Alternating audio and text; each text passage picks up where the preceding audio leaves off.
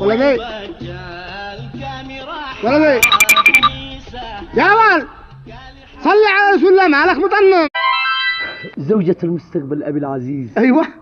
لا أريدها جميلة فيطمع بها غيري، ولا أريدها قبيحة فتشمئز منها نفسي، ولا أريدها طويلة فأرفع لها رأسي، ولا أريدها قصيرة فأطأطئ لها هامتي، ولا أريدها بيضاء مثل الثلج، ولا أريدها سوداء مثل الفحم، ولا أريدها متعلمة فتجادلني، ولا أريدها جاهلة فلا تفهمني، ولا أريدها غنية فتزلط علي، لا تتكبر علي، ولا أريدها فقيرة فيشقى بعدها عيالي.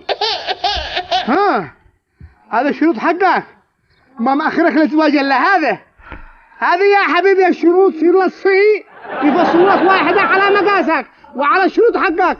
انا قلت تسألني عن دينها، عن خلقها، عن حسبها، عن نسبها. شلوك الجن قم من جبال.